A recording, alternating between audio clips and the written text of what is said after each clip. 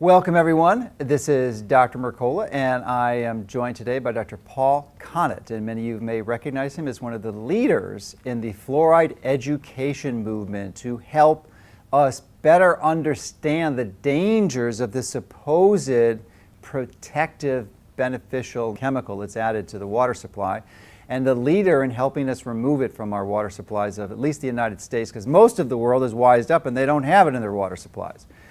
So he's here to give us an update on an effort that his organization, FAN, or Fluoride Action Network, has one of their victories, and there's some major updates on that, and he's going to provide us with that today. So welcome and thank you for joining us. Thank you, Joe. Well, this was a major victory for us after we were formed in 2000, and it took us 8 years to get the EPA Pesticide Division to accept our objections to the use of sulfuryl fluoride by Dow AgroSciences as a fumigant on food. Now, this company's been using this as a fumigant on buildings, and a number of people were actually killed by this fumigant. But the whole idea of using this on food was a radical departure and extremely worrying, because sulfuryl fluoride is not only extremely toxic in its own right, it can kill people. And animal studies shows that it leaves holes in the brain. Excuse me for a moment, can this kill people in the concentrated version or in the diluted versions that it's applied to in the water supply? Well, it's supplied to directed to the food as a gas. So it is pure. It's not a solution, it's a gas. Okay. So in its pure form, it's very, very toxic. But the thing which concerned us is that on the food, or in the food, it breaks down to free fluoride. Mm-hmm. And as you know, our children particularly are already being heavily overexposed to fluoride. And we argued that the Food Quality and Protection Act requires a pesticide. If someone wants to put a pesticide on the market, the cumulative dose, that means the dose that's going to end up on the food as residues, plus the existing exposure, should not exceed the safe reference dose. Mm-hmm. And what we were able to show very easily was that we are already, millions of children are already exceeding the safe reference dose from fluoride from a combination of sources, particularly in the water, from toothpaste and other dental products, from pollution and so on. And so no way should the EPA allow Dow to add more fluoride to in this case, the food supply. And eventually, after backwards and forwards for many years and threatening legal action, with the help of EWG and Beyond Pesticides. And EWG is the Environmental Working Group, for those That's who don't right. know. With the help of those two organizations, we eventually got the EPA to agree to accept all our objections, and they announced that sulfuryl fluoride will be phased out in 3 years. Dow did not sit down and take this lightly, and they've done everything to mobilize their contacts in Washington to do what they can to stop this.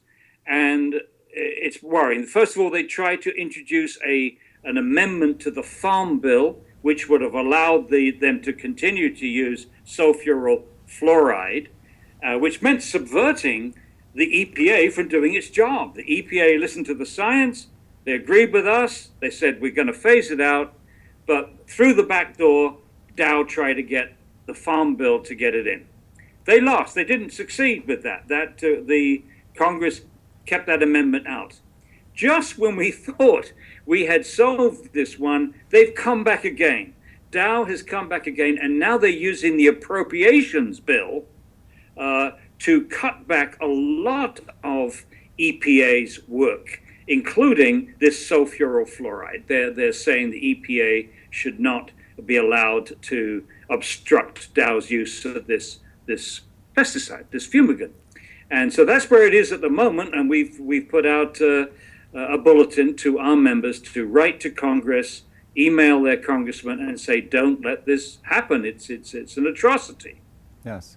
So assuming that this new attempt by Dow is circumvented with efforts by your readers and our readers to contact their congressman, then most likely the EPA's ruling will go in effect and this will be banned from the food supply. Well, we're dealing with a powerful giant here. We know what Monsanto has been able to do, and Dow is a close relative of Monsanto. So again, this is big money for them. Big money. I should point out, Joe, that around the world, the only country that applies sulfurofluoride directly to food as a fumigant is Australia. Mm-hmm. No other country does it. Some countries like Switzerland and Canada apply the fumigant to empty warehouses. So they clear the warehouse of food or the plant of food, and then they apply it and then evacuate it, and then they put the food in. So in other words, it's quite clear that modern agriculture can survive without using sulfurofluoride, this nasty toxic substance, as a fumigant. You can use heat and cold control. You can use carbon dioxide. There are a number of ways. One of the problems for America is a lot of our storage facilities, our food storage facilities, are hopelessly out of date. What we should be doing is to modernize those facilities so that these other techniques used by most of the civilized world could be also used in America. So this is a cheap and dirty way around doing the right thing, which is to modernize food storage facilities in the U.S. Certainly, and my assumption is, and I just want to confirm that if a food manufacturer is using this sulfurofluoride, then it would not qualify that food to be labeled as organic. Is that correct? Oh, yes. No, you cannot use this for organic food. Yes, that would certainly knock that out. Another reason to, in the future, to use organic food. Yeah. And by the way, some of the residues that the EPA was allowing are astronomical. They were allowing 120 parts per million of fluoride on wheat flour. Now, wheat flour is used in cookies, in cakes, in pizza, and so on. So you are getting to a point that you're worrying not just about chronic effects of the fluoride, but acute effects of fluoride. That somebody that had a pizza or made from a recent batch that had been treated could be in serious problems. And at one point, they even allowed 900 parts per million of fluoride on dried eggs. Dried eggs. And 1/3 of the eggs sold in the United States are dried eggs for institutions and so on. And again, if somebody had an omelet or cakes made with dried eggs which had just been treated with this substance at 900 parts per million, you're very close to the level that you have in toothpaste. Yes. 1,000 parts per million, and you know what you're told in toothpaste, don't swallow, and if only use a pea-sized amount, which is 1/4 milligram, and if you should accidentally swallow more, contact a poison control center. So they were allowing this level in powdered eggs. So somebody was asleep at the wheel here. That sure sounds like it. So thank you for that update, and hopefully those watching this video will take a few moments of their time and follow the instructions we have on our page to contact their U.S. congressman and help continue with the EPA restriction to get this out of our food supply. And particularly anybody in the Senate on the Appropriations Committee, because the House, of course, is dominated by the Republican Party, but the Senate, we have a very, very good chance of stopping anything that they try to do in the House at the Senate level. And so that will be our last line of defense, will be to get the Senate to overrule the House on this issue. Okay, great.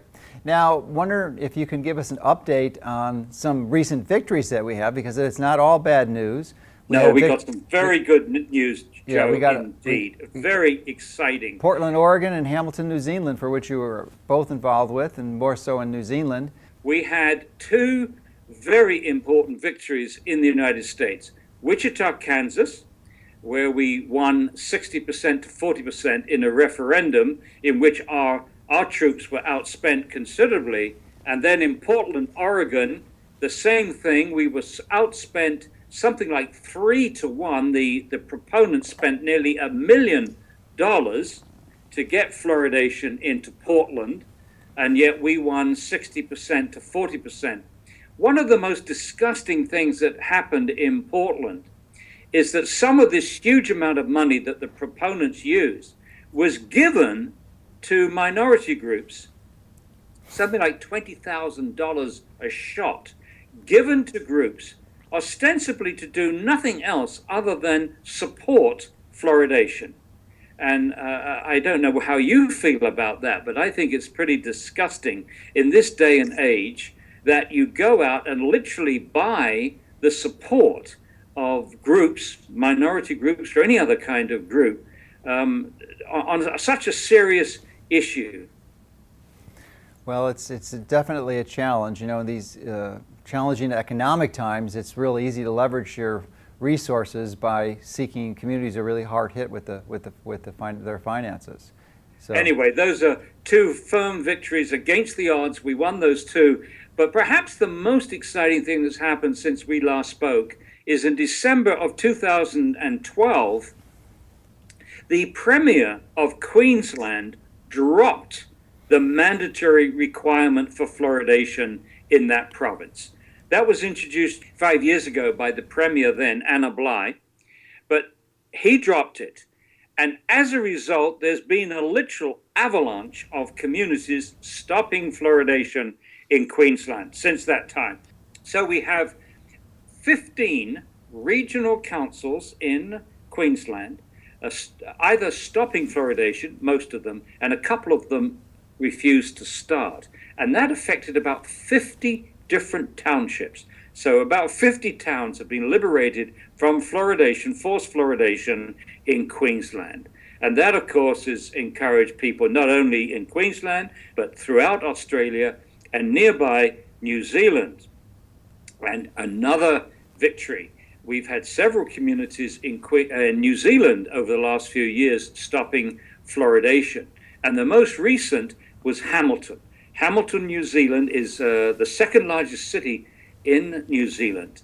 And the council organized a tribunal, a 4-day tribunal in which they invited citizens and scientists, anybody in the community and outside, to provide testimony for or against fluoridation.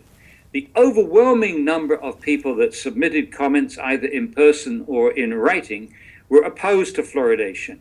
And at the end of this exhaustive 4-day process, the council, Hamilton Council, voted 7-1 to stop fluoridation. Now that's where the good news stops. Given a democratic process, given a chance for people to hear both sides, we usually win these votes, either in referendum or council votes like this one. However, since that time, the proponents have responded hysterically. I mean, they have organized editorials in the newspaper, articles, and got various professionals writing into newspapers. Basically, the argument is, oh, this is all emotional. These politicians don't know what they're doing. It shouldn't have been decided this way. It wasn't fair. It wasn't objective. We should let the people decide. And well, that's what they did. They did decide. Yeah, they did decide, but they want to throw this back now to a referendum. Mm-hmm. Well, if my feeling is that a council that goes to the lengths of organizing hearings which last 4 days and getting people to testify in person via Skype, I actually testified from Bulgaria, if you please, and so on, and getting all the information, hearing both sides, making it equally available to both sides, I would have thought that was a more thorough process than a referendum in which it's back to public relations and, one-liners. It's so easy, referendum can be decided by very emotional arguments. However... And the ads spent on TV. Yeah. So, it also favors big money, but we've seen, as I said, in Wichita, Kansas, Portland, Oregon, and several other communities, Waterloo, Ontario, a big one, we can win these referenda. And I think if we do win that referendum in Hamilton, and we've got another one coming up in Hastings, if we win those two as well, I think the it's the end of fluoridation in New Zealand. And we also have some good news too, and that Connecticut, South Carolina, and Minnesota are also looking at lifting mandatory fluoridation rulings there. Yes, people are, waking up. Most people in the United States, as you know, Joe, are completely oblivious to the fact that fluoride is in their water. And there are people living in states like Minnesota, Illinois, Georgia, Connecticut, who have no idea that fluoridation is a state mandatory requirement in 13 states in the United States. But with this news that mandatory fluoridation was lifted in Queensland, it's possible to stop it. And I should also add that the new Minister of Health in Israel has announced that within 1 year, the mandatory requirement for fluoridation in Israel is going to be ended. So gradually, the news is getting through that communities all over the United States and Canada are stopping fluoridation. And why on earth? It's an anomaly in the 21st century to have, well, first of all, it's an anomaly to have fluoridation. But it's even worse when you've got statewide mandatory requirement for fluoridation. So a few weeks ago, I traveled to Connecticut, to Hartford, Connecticut, and gave a presentation to the Legislative Office Building in Connecticut at the request of Representative Markley, who's trying to introduce a bill to end mandatory fluoridation in Connecticut. Now, interesting. He invited the proponents of fluoridation, the Dental Society and the various public health authorities there, to come and debate the issue with me, or even just participate in the same meeting, that I would give a presentation against fluoridation, they would come back and give the counter arguments. Well, to begin with, they said that they would do it, and then the day before, they said no, they weren't going to participate. And so they refused to debate, refused to come there. And so I was given a solo platform for an hour. And what I did is, first of all, I gave the arguments why fluoridation should never have started, why we shouldn't use the public water supply to deliver any medicine, lithium, statins, or fluoride to the public drinking water supply, because you can't control the dose, you can't control who gets it, and you're violating the individual's right to informed consent to medication. So I gave the arguments why it should never have started. Then I gave 7 relatively recent events which should have ended fluoridation. And I won't bore you by going through those, but one of the key ones is when the proponents admitted that fluoridation worked topically, that fluoride works topically on the surface of the teeth, not from inside the body. And when they admitted that, in my view, it should have ended fluoridation. So it shouldn't have begun. And there've been many opportunities for us, or when we should have stopped.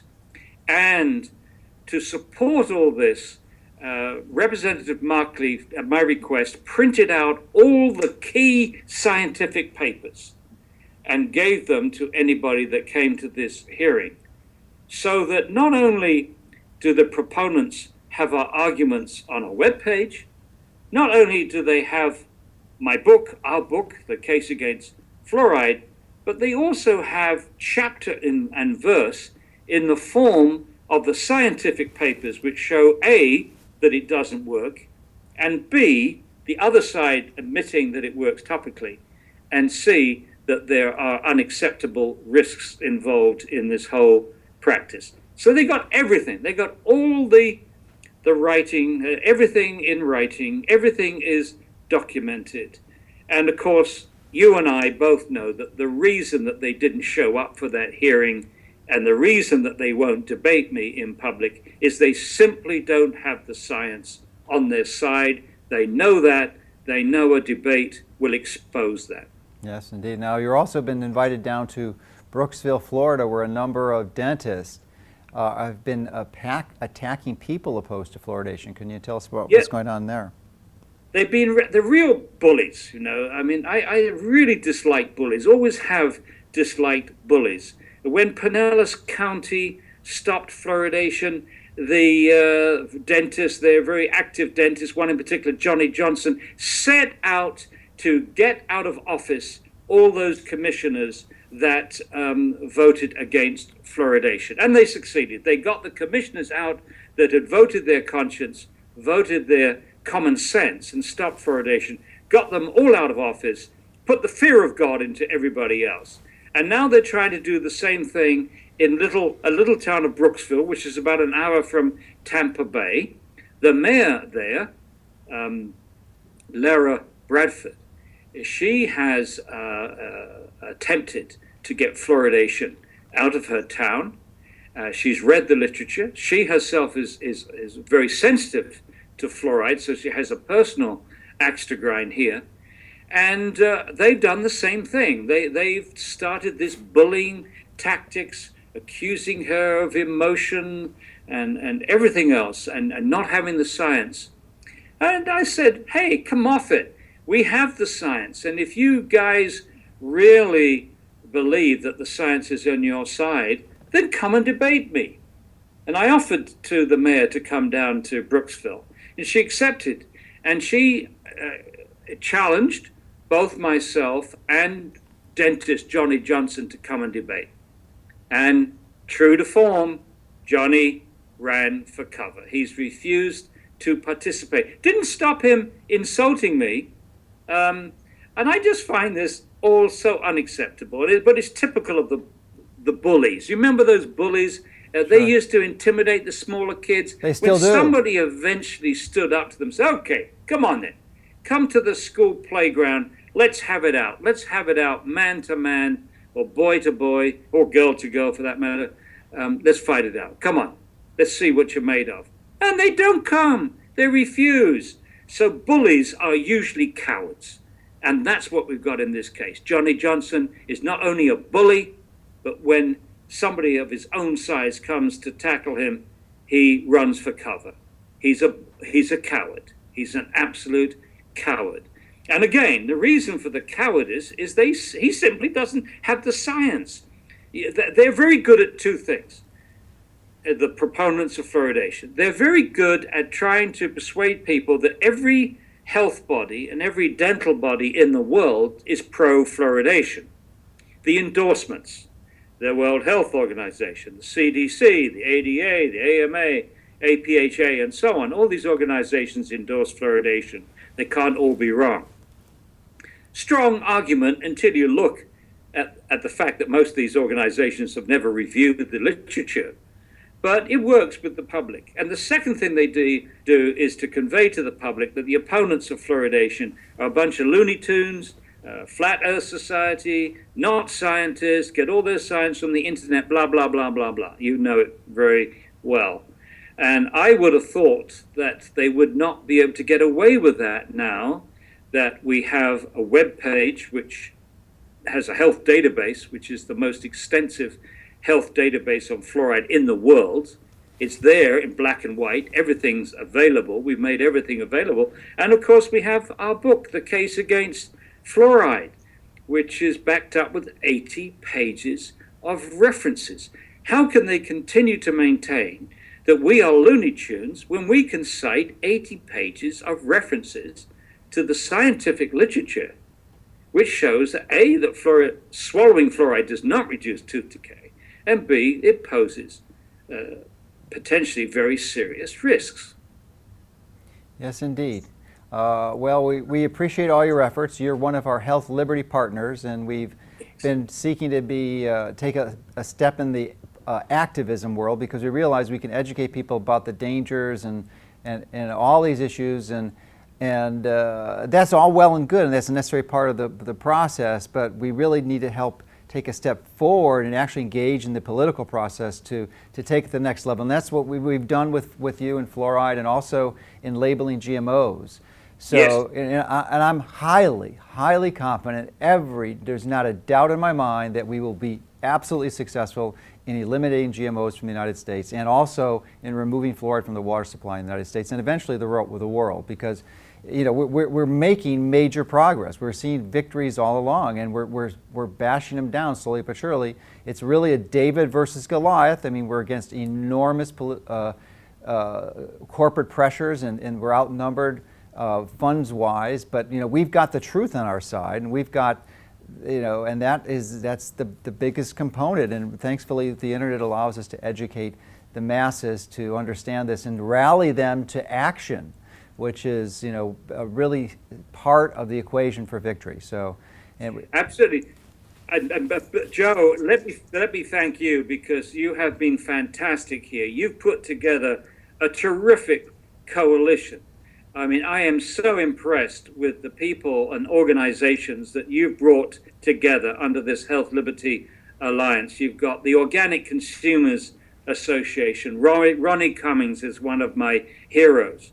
And then you've got Jeffrey Smith, the Seeds of Deception, both of them combining to try to stop this dreadful Monsanto with its GMOs and refusing Americans the right to have labeling, at least having them to know when you're eating this crap or not eating this crap. Then, of course, you've got Consumers for Dental Choice, Charlie Brown, another of my heroes. And I've always believed that mercury will get out of dentistry first, and then quickly afterwards it will be fluoride. So I do believe that we are working very closely in tandem. And then you've got this, last but not least, Vaccination Information Center, Barbara Lowe Fisher. Again, very similar to fluoridation, we need informed consent. No government has the right to force medication on citizens. And I think that gives this underlines that word liberty here. You can't force medication on individuals. If it's a good thing, then you've got to have the confidence that you can communicate that good thing. And in terms of what you were saying, I agree with you. Information is not enough. I used to say to my students, you need information, you need communication, you need motivation, and you need action. Mm-hmm. Information is not enough. And in my talks, I say at the end, I say, look, affecting change is like trying to drive a nail through a piece of wood. The expert can sharpen the nail, but he or she cannot push the nail through the piece of wood. So I've helped to sharpen the nail by giving you the facts, the powerful facts that can end fluoridation. But we need you. We need the weight of public opinion to drive that nail home. And that's what Ronnie does, that's what Charlie does, that's what Jeffrey does, that's what Barbara does, it's what I hope I do in public. Give the citizens the ammunition and we'll drive the nail home. But it helps to have some support from someone like yourself, Joe, and we really appreciate not only your moral support, but your financial support in all these endeavors. Well, it's part of our mission to really make the world a better place, and it's really one of my passions. So it makes you, it's a win-win-win for everybody, except for the corporations who are behind the whole scam to begin with. So we really appreciate you again. Thank you for all your efforts and your continued efforts, because I'm beyond confident we will ultimately be victorious. There's just not a question in my mind or a doubt in my mind. So thanks again, and I appreciate all your help. Thank you, Joe. Thank you very much. All right, bye now. Cheers.